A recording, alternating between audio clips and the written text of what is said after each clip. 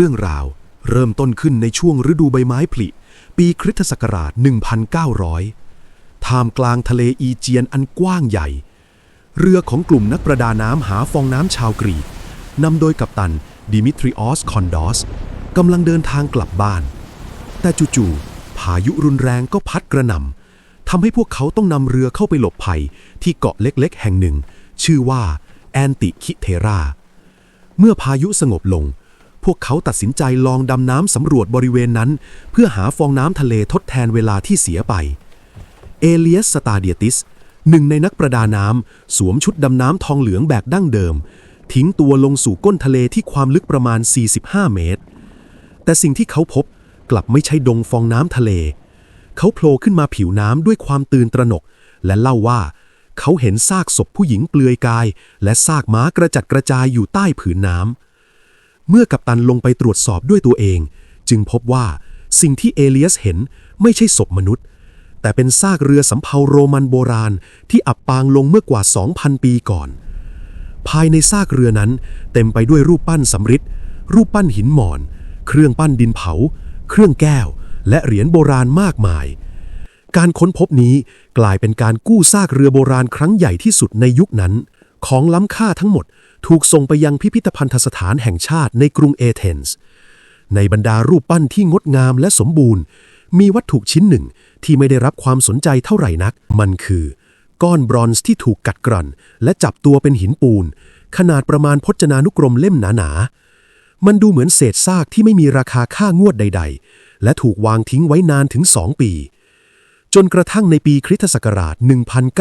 1902 วาเลริออส สตาอิสนักโบราณคดีชาวกรีกได้เดินสำรวจวัตถุโบราณเหล่านั้นและสังเกตเห็นรอยแตกบนก้อนหินปูนก้อนนั้นเมื่อเขามองลึกลงไปสิ่งที่เขาเห็นทำให้เขาต้องหยุดชะงักภายใต้ชั้นหินและสนิมสีเขียวมีซี่ฟันเฟืองโลหัตขนาดเล็กที่ถูกตัดแต่งอย่างประณีตซ่อนอยู่พร้อมกับร่องรอยของตัวอักษรกรีกโบราณที่สลักไว้การค้นพบนี้สร้างความตื่นตะลึงแก่วงการวิชาการ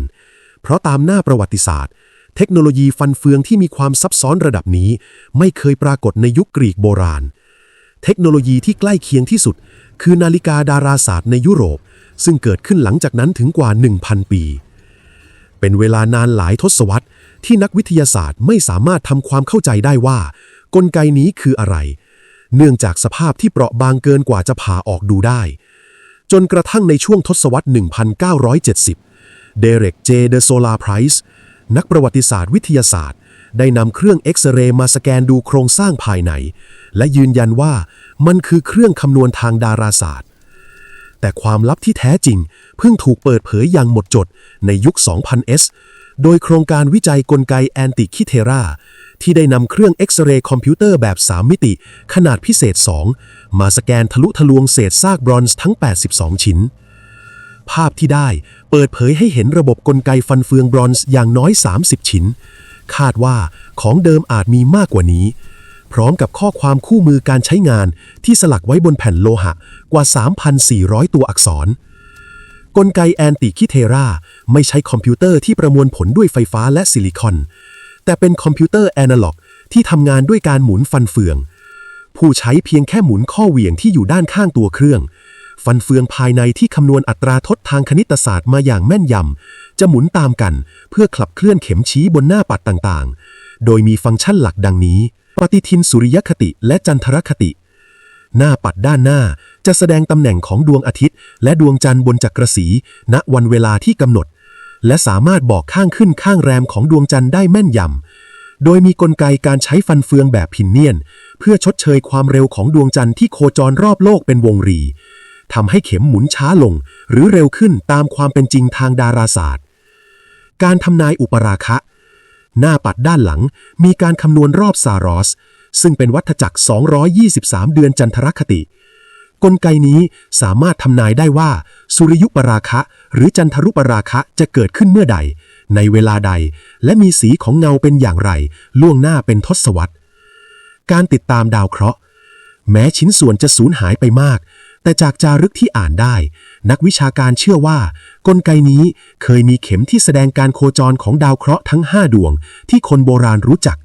คือพุธศุกร์ อังคารพฤหัสเสาร์หน้าปัดกีฬาโอลิมปิกนอกจากเรื่องดาราศาสตร์แล้วยังมีหน้าปัดเล็กๆที่ใช้ติดตามรอบ4ปีของการแข่งขันกีฬาแพนเฮเลนิกซึ่งรวมถึงกีฬาโอลิมปิกโบราณเพื่อใช้เป็นตัวเชื่อมโยงความสัมพันธ์ของรัฐชาติต่างๆในกรีก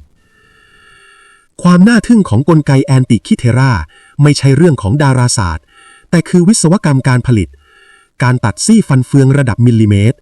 การคำนวณอัตราทดฟันเฟืองที่ใช้คณิตศาสตร์ขั้นสูงเช่นเฟือง127ซี่เพื่อคำนวณรอบการหมุนของดวงจันทร์แสดงให้เห็นว่าชาวกรีกโบราณมีความรู้ทางคณิตศาสตร์และวิศวกรรมที่ล้ำหน้ากว่าที่ประวัติศาสตร์เคยบันทึกไว้มากโชคร้ายที่ความรู้เหล่านี้อาจไม่ได้ถูกส่งต่ออย่างแพร่หลายเมื่ออาณาจักรโรมันเรืองอำนาจและกรีกเสื่อมถอยองค์ความรู้ในการสร้างจักรกลที่ซับซ้อนระดับนี้จึงสูญหายไปพร้อมกับกาลเวลาต้องรอจนกระทั่งยุคเรเนซองส์ของยุโรปมนุษยชาติจึงสามารถสร้างเครื่องจักรที่มีระบบเฟืองซับซ้อนเทียบเท่ากับแอนติคิเทราได้อีกครั้งในยุคโบราณวิหารเทพเจ้ากรีกและโรมันเป็นสถานที่ศักดิ์สิทธิ์ที่ผู้คนหลั่งไหลกันมาทำบุญและสักการะสิ่งหนึ่งที่ผู้ศรัทธามักต้องการนำกลับไปหรือใช้ชำระล้างร่างกายคือน้ำมนต์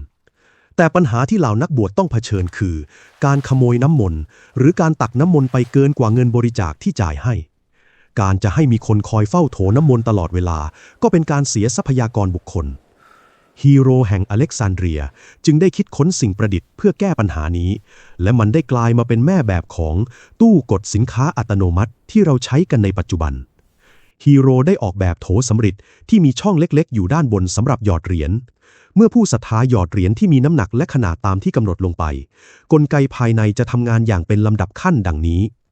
เหรียญจะร่วงหล่นลงไปกระทบกับถาดรับน้ำหนักที่เชื่อมต่อกับคานงัด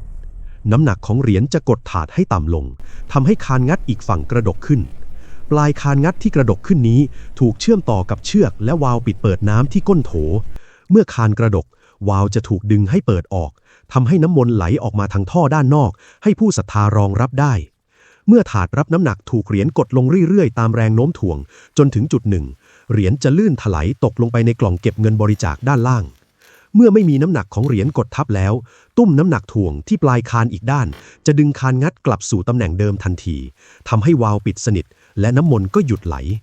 นี่คือระบบอัตโนมัติเต็มรูปแบบที่ทำงานด้วยหลักฟิสิกส์พื้นฐานอย่างแรงโน้มถ่วงและคานงัดโดยไม่ต้องพึ่งพาไฟฟ้าแม้แต่น้อยเป็นการออกแบบที่สมบูรณ์แบบจนหลักการนี้ยังคงถูกนำมาใช้ในเครื่องจักรกลแบบหยอดเหรียญในอีกหลายศตวรรษต่อมานอกจากกลไกคานงัดแล้วฮีโร่ยังหลงไหลในเรื่องของระบบนิวเมติกส์หรือกลศาสตร์ของก๊าซและอากาศเขาได้รวบรวมและคิดค้นสิ่งประดิษฐ์มากมายที่ทำงานด้วยแรงดันอากาศและไอน้ำแต่ชิ้นที่โด่งดังที่สุดและได้รับการยอมรับว่าเป็นเครื่องจักรไอน้ำเครื่องแรกของโลกคือสิ่งประดิษฐ์ที่มีชื่อว่าเอโอลิไพซึ่งแปลว่าลูกบอลแห่งอีโอลัสคือเทพเจ้าแห่งสายลมของกรีกรูปร่างของเอโอลิไพดูเผินๆคล้ายกับของเล่นหรือเครื่องประดับทางวิทยาศาสตร์แต่วิธีการทำงานของมันคือการสาธิตกฎฟิสิกส์ที่ล้ำหน้าไปไกลกว่ายุคนั้นมากโครงสร้างประกอบด้วยหม้อต้มน้ำทรงกลมด้านล่างที่ปิดสนิทและมีท่อกลวง2ท่อตั้งตระหง่านขึ้นมาเพื่อรองรับลูกบอลโลหะทรงกลมที่อยู่ด้านบนลูกบอลลูกนี้สามารถหมุนรอบแกนได้อย่างอิสระและที่ตัวลูกบอลก็มีท่อระบายอากาศรูปตัว L เล็กๆ2ท่อที่ยื่นออกมาในทิศทางตรงกันข้ามเมื่อนำหม้อต้มน้ำไปตั้งไฟสิ่งที่เกิดขึ้นคือกระบวนการวิศวกรรมที่งดงามดังนี้ความร้อนจากไฟทำให้น้ำในหม้อด้านล่างเดือดจัดและเปลี่ยนสถานะกลายเป็นไอน้ำที่มีแรงดันสูงไม่มีที่ไปจึงพุ่งทะยานขึ้นไปตามท่อกลวงทั้งสองข้างและเข้าไปสะสมอยู่ภายในลูกบอลโลหะด้านบนเมื่อแรงดันในลูกบอลมีมากพอไอน้ำจะถูกดันให้พุ่งทะลักออกมาทางท่อระบายรูปตัว L ทั้ง2ท่ออย่างรุนแรงดันที่พุ่งออกมาในทิศทางตรงกันข้ามนี้ได้สร้างแรงกิริยาและแรงปฏิกิริยาตามกฎข้อที่3ของนิวตันแม้ว่าเซอร์ไอแซคนิวตันจะยังไม่เกิดในอีก 1,600 ปีข้างหน้าก็ตามทำให้ลูกบอลโลหะเริ่มหมุนรอบแกนของมันยิ่งไฟร้อนเท่าไหร่ไอน้ำก็ยิ่งพุ่งออกมาแรงขึ้นเท่านั้นและลูกบอลก็จะหมุนเหวี่ยงด้วยความเร็วสูงมากจนเกิดเสียงดังฟู่คล้ายเสียงคำรามของเครื่องจักรทำไมมันถึงไม่ได้จุดชนวนการปฏิวัติอุตสาหกรรม แม้เอโอลิไพจะเป็นเครื่องจักรไอน้ำที่ใช้งานได้จริงแต่ในยุคนั้นมันถูกมองว่าเป็นเพียงของเล่นชิ้นเอกสำหรับสร้างความตื่นตาตื่นใจในงานเทศกาลหรือเป็นเครื่องมือของวิหารเพื่อแสดงปาฏิหาริย์ของเทพเจ้าชาวกรีกและโรมันโบราณไม่ได้นำมันไปต่อยอดเพื่อใช้เป็นเครื่องจักรทุ่นแรงในอุตสาหกรรมเหตุผลหลักเป็นเพราะในยุคนั้นจักรวรรดิโรมันมีแรงงานทาสจำนวนมหาศาลราคาถูกที่สามารถทำงานหนักได้ทุกชนิดจึงไม่มีแรงจูงใจทางเศรษฐกิจที่จะต้องพัฒนาเครื่องจักรมาทดแทนแรงงานคนนอกจากนี้วิทยาการด้านโลหะวิทยาในยุคนั้นยังไม่ก้าวหน้าพอที่จะสร้างหม้อต้มและท่อที่ทนทานต่อแรงดันไอน้ำมหาศาลระดับที่ใช้ขับเคลื่อนรถไฟหรือโรงงานได้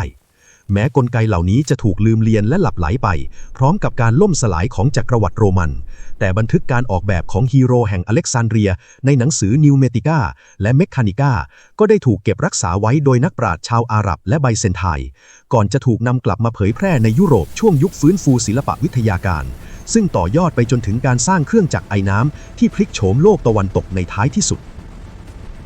ย้อนกลับไปในยุคกรีกโบราณราว 400 ปีก่อนคริสตกาลโลกใบนี้ยังคงถูกปกคลุมด้วยม่านหมอกของความเชื่อและมนต์ขลังในยุคนั้นเมื่อใดก็ตามที่มนุษย์ล้มป่วยพวกเขาไม่ได้มองหาสาเหตุจากร่างกายหรือสิ่งแวดล้อมแต่มองขึ้นไปบนท้องฟ้าความเจ็บป่วยถูกตีความว่าเป็นบทลงโทษจากเทพเจ้าหรือผลจากการถูกปีศาจเข้าสิงวิหารของเทพแห่งการแพทย์แอสคลีเพียสเทพแห่งการแพทย์เนืองแน่นไปด้วยผู้คนที่มานอนรอคอยให้เทพเจ้ามาเข้าฝันเพื่อบอกวิธีรักษาการแพทย์ในยุคนั้นถูกผูกขาดโดยนักบวชพิธีกรรมและคำสวดมนต์จนกระทั่งชายคนหนึ่งก้าวออกมาจากเกาะคอสชายผู้มีชื่อว่าฮิปโปเครทีสฮิปโปเครทีสไม่ได้ท้าทายเทพเจ้าด้วยดาบหรือเวทมนต์แต่เขาท้าทายด้วยการสังเกตและเหตุผลเขาเป็นแพทย์คนแรกๆในประวัติศาสตร์ที่กล้าประกาศจุดยืนที่สั่นสะเทือนความเชื่อแห่งยุคสมัยว่าความเจ็บป่วยไม่ได้เกิดจากความโกรธเกรี้ยวของเทพเจ้าแต่เกิดจากปรากฏการณ์ทางธรรมชาติหนึ่งในตัวอย่างที่ชัดเจนที่สุดของการท้าทายนี้ปรากฏในบันทึกของเขาเกี่ยวกับโรคลมชักซึ่งในยุคนั้นถูกเรียกว่าโรคศักดิ์สิทธิ์เพราะเชื่อว่าเกิดจากการที่เทพเจ้าเข้าสิงร่างผู้ป่วยฮิปโปเครทีสได้เขียนแย้งอย่างตรงไปตรงมาว่าโรคนี้ไม่ได้มีความศักดิ์สิทธิ์หรือเกี่ยวข้องกับเทพเจ้าเลยแม้แต่น้อยมันมีสาเหตุมาจากความผิดปกติของสมองและมีธรรมชาติของโรคเหมือนกับความเจ็บป่วยอื่นๆการประกาศเช่นนี้ถือเป็นการปฏิวัติทางความคิดที่ยิ่งใหญ่ที่สุดครั้งหนึ่งของมวลมนุษยชาติเขาได้ดึงเอาวิชาการแพทย์ลงมาจากยอดเขาโอลิมปัสและวางมันลงบนตักของมนุษย์เมื่อปฏิเสธเทพเจ้าฮิปโปเครทีสจึงต้องสร้างระบบคิดใหม่เขาเริ่มวางรากฐานการแพทย์ที่อิงอยู่กับสรีรวิทยาและสิ่งแวดล้อมแม้ทฤษฎีในยุคนั้นอย่างเรื่องของเหลวทั้ง4ในร่างกายคือเลือดเสมหะน้ำดีเหลืองน้ำดีดำจะพิสูจน์แล้วว่าไม่ถูกต้องตามหลักวิทยาศาสตร์ในปัจจุบันแต่กระบวนการคิดของเขานั้นถูกต้องอย่างยิ่งยวด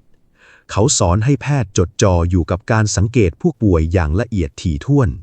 แพทย์ในสายของฮิปโปเครทีสจะนั่งอยู่ข้างเตียงผู้ป่วยสังเกตสีหน้าอุณหภูมิร่างกายการหายใจลักษณะของปัสสาวะและอุจจาระไปจนถึงการซักประวัติเรื่องอาหารการกินสภาพอากาศและแหล่งน้ำที่ผู้ป่วยอาศัยอยู่ฮิปโปเครทีสเปลี่ยนการแพทย์จากความเชื่อให้กลายเป็นวิชาชีพที่ต้องอาศัยการเก็บข้อมูลและการพยากรณ์โรคอย่างไรก็ตามเมื่อการแพทย์หลุดพ้นจากกรอบของศาสนาและกลายเป็นศาสตร์แห่งโลกมนุษย์ฮิปโปเครทีสตระหนักดีถึงอันตรายที่อาจตามมาเมื่อแพทย์มีอำนาจเหนือความเป็นความตายของผู้คนมีความรู้เรื่องยาสมุนไพรที่สามารถเป็นได้ทั้งยารักษาและยาพิษหากไม่มีศีลธรรมมากำกับวิชาชีพนี้อาจกลายเป็นเครื่องมือทำร้ายผู้คนเสียเองนี่จึงเป็นที่มาของการปฏิวัติครั้งที่2ของเขาซึ่งเป็นมรดกที่ตกทอดมาจนถึงทุกวันนี้นั่นคือคำสาบานของฮิปโปเครทีส The Hippocratic Oath ไม่ใช่บทสวดอ้อนวอนต่อเทพเจ้าเพื่อขอพลังวิเศษ แต่มันคือสัญญาประชาคมและรหัสจริยธรรมข้อแรกของโลกที่แพทย์มอบให้กับเพื่อนมนุษย์เนื้อหาในคำสาบานนี้เจาะลึกไปถึงแก่นแท้ของคุณธรรมที่ผู้รักษาพึงมีโดยมีเสาหลักที่สำคัญที่สุดคือหลักการที่ว่าประการแรกต้องไม่ทำอันตรายผู้ป่วยแม้วลีนี้จะถูกปรับแต่งในยุคหลังแต่แก่นแท้มาจากคำสอนของเขาคำสาบานนี้กำหนดกรอบการทำงานของแพทย์ไว้อย่างชัดเจนและเคร่งครัดแพทย์ผู้กล่าวคำสาบานจะต้องปฏิญาณตนว่าจะใช้ความรู้ความสามารถทั้งหมดเพื่อประโยชน์สูงสุดของผู้ป่วยจะไม่จ่ายยาพิษให้ใครแม้จะถูกร้องขอจะไม่ใช้ความรู้ทางการแพทย์เพื่อทำแท้งในบริบทศีลธรรมในยุคนั้นและเมื่อก้าวเท้าเข้าไปในบ้านของผู้ป่วยแพทย์จะเข้าไปเพื่อเป้าหมายเดียวคือการรักษาละเว้นจากการกระทำผิดทางศีลธรรมและการแสวงหาผลประโยชน์ใดๆจากความอ่อนแอของผู้ป่วยที่สำคัญที่สุดคำสาบานนี้ได้วางรากฐานของความลับของผู้ป่วยแพทย์จะปฏิญาณว่าสิ่งใดก็ตามที่ได้ยินหรือได้เห็นในระหว่างการรักษาหรือแม้แต่ในชีวิตส่วนตัวของผู้ป่วยจะถูกเก็บรักษาไว้เป็นความลับขั้นสูงสุดกฎข้อนี้ได้สร้างพื้นที่ปลอดภัยให้ผู้ป่วยกล้าเปิดเผยความจริงกับแพทย์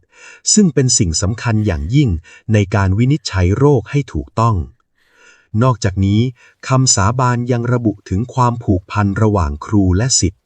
แพทย์ต้องเคารพผู้สอนวิชาดุจดังบิดามารดาและพร้อมจะถ่ายทอดวิชานี้ให้แก่ชนรุ่นหลังต่อไปโดยไม่ปิดบังเพื่อให้วิชาการแพทย์ได้รับการพัฒนาและคงอยู่คู่มวลมนุษยชาติการกระทำของฮิปโปเครทีสและศิษย์ของเขาจึงเป็นการปฏิวัติที่สมบูรณ์แบบทั้งในด้านวิทยาการที่หันมาใช้เหตุผลแทนความงมงายและในด้านจริยธรรมที่สร้างมาตรฐานอันสูงส่งแก่วิชาชีพความยิ่งใหญ่ของชายผู้นี้ไม่ได้อยู่ที่การรักษาโรคได้ทุกโรคซึ่งเป็นไปไม่ได้ในยุคโบราณแต่อยู่ที่การวางรากฐานกระบวนการคิดและจิตวิญญาณของความเป็นแพทย์เขาอาจถูกมองว่าเป็นผู้ท้าทายเทพเจ้าในสายตาของนักบวชยุคโบราณแต่สำหรับมวลมนุษยชาติฮิปโปเครทีสคือชายผู้นำแสงสว่างแห่งเหตุผลและความเมตตามาสู่วงการแพทย์และ The Hippocratic Oath ก็ยังคงดังก้องอยู่ในพิธีรับปริญญาของคณะแพทยศาสตร์ทั่วโลกมาจนถึงทุกวันนี้เป็นเครื่องเตือนใจว่าแม้เทคโนโลยีการแพทย์จะก้าวล้ำไปเพียงใดแต่หัวใจสำคัญของการเป็นแพทย์คือความเมตตาความซื่อสัตย์และการยึดถือประโยชน์ของผู้ป่วยเป็นที่ตั้งเสมอย้อนกลับไปในโลกยุคโบราณก่อนศตวรรษที่ 5 ก่อนคริสตกาลมนุษยชาติจดจำอดีตของตนผ่านม่านหมอกของตำนานและบทกวีมหากาพย์หากคุณถามชาวกรีกในยุคนั้นว่าทำไมสงครามเมืองทรอยจึงเกิดขึ้นคำตอบที่ได้จะไม่ใช่เรื่องของการเมืองหรือเศรษฐกิจแต่เป็นเรื่องของเทพเจ้าที่ทะเลาะกันการลักพาตัวหญิงงามและความโกรธเกรี้ยวของเทพซุสอดีตถูกผูกขาดโดยกวีอย่างโฮเมอร์ผู้ขับฉานเรื่องราวที่มนุษย์เป็นเพียงหมากบนกระดานของถวยเทพจนกระทั่งชายคนหนึ่งถือกำเนิดขึ้นที่เมืองฮาลิคานาซัสเมืองท่าริมฝั่งทะเลอีเจียนปัจจุบันอยู่ในประเทศตุรกีชายผู้มีนามว่าเฮโรโดตัสฮาลิคานาซัสเป็นเมืองที่ตั้งอยู่บนจุดตัดระหว่างวัฒนธรรมกรีกและจักรวรรดิเปอร์เซียที่ยิ่งใหญ่การเติบโตในสภาพแวดล้อมที่เต็มไปด้วยผู้คนหลากเชื้อชาติหลายภาษาทำให้เฮโรโดตัสมีมุมมองที่กว้างไกลกว่าชาวกรีกทั่วไปเขาเกิดมาในยุคที่สงครามครั้งยิ่งใหญ่ระหว่างกรีกและเปอร์เซียเพิ่งสงบลงชัยชนะของกรีกเหนือจักรวรรดิที่ทรงอำนาจที่สุดในโลกตอนนั้นเป็นเรื่องที่น่าเหลือเชื่อและเฮโรโดตัสตระหนักว่าหากไม่มีใครจดบันทึกมันไว้อย่างจริงจังความทรงจำอันยิ่งใหญ่นี้ก็จะเลือนหายไปตามกาลเวลาหรือบิดเบี้ยวกลายเป็นเพียงนิทานปรัมปราด้วยเหตุนี้เฮโรโดตัสจึงตัดสินใจเริ่มต้นโครงการที่ยิ่งใหญ่และไม่เคยมีใครทำมาก่อนในประวัติศาสตร์มนุษยชาติเขาไม่ได้เริ่มต้นด้วยการนั่งนึกเรื่องราวหรือแต่งบทกวีแต่เขาเริ่มต้นด้วยคำว่า Historia ในภาษากรีกโบราณคำว่า Historia ไม่ได้แปลว่าประวัติศาสตร์อย่างที่เรารู้จักกันในปัจจุบันแต่มันแปลว่าการสืบสวนหรือการค้นหาความจริง